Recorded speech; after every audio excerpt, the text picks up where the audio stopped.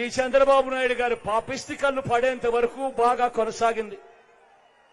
ఎప్పుడైతే చంద్రబాబు కళ్ళు పడ్డాయో, ఆ పాపిష్టి కళ్ళు పడ్డాయో, అప్పుడు ఈ చంద్రబాబు ఏం చేశాడు? తన మనిషి అయిన నిమ్మగడ్డ రమేష్ చేత వాలంటీర్లు ఇంటికి పోకూడదట, వాలంటీర్లు పెన్షన్ ఇవ్వకూడదట అని చెప్పి కేంద్ర ఎన్నికల కమిషన్ కు తానే దగ్గర ఉండి సిఫార్సు చేయించి వాళ్ళతో ఉత్తర్వులు ఇప్పించాడు. నా అవ్వాతాతలకు ఇంటికే పెన్షన్ వాలంటీర్లు ఇవ్వకూడదట అని. అంతటితో ఆగిపోలేదు ఈ చంద్రబాబు పాపిష్టి చేష్టలు. ఈ చంద్రబాబు పాపిష్టి చేష్టలు అంతటితో కూడా ఆగిపోకుండా ఇంకా కడుపు మంట చల్లారకుండా ఈ పెద్ద మనిషి ఏం చేశాడు? అవ్వాతాతలు బ్యాంకుల చుట్టూ తిరిగేట్టుగా వాళ్లకు బ్యాంకుల్లో జమ చేయమని చెప్పాడు ఈ పెద్ద మనిషి చంద్రబాబు నాయుడు గారు. ఎన్నికల కమిషన్ అక్కడి నుంచి ఆదేశాలు ఇచ్చింది.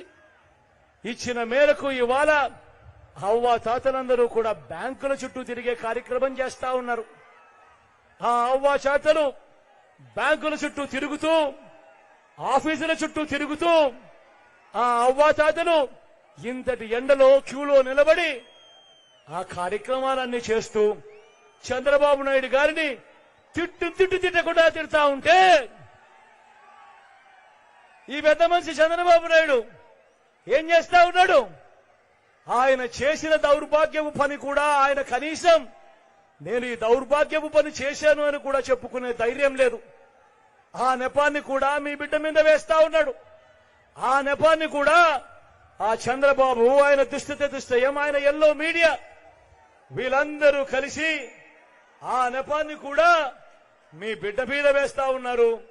ఆ ఈనాడు కథలు చూస్తే, ఆ ఆంధ్రజ్యోతిలో టీవీల్లో చూస్తే, ఆ టీవీ ఫైల్లో చూస్తే అసలు వీళ్ళంతా మనుషులేనా అని చెప్పి అనిపించేంత దారుణమైన రాజకీయాలు చేస్తా ఉన్నారు ఈ రోజు ఇక్కడ.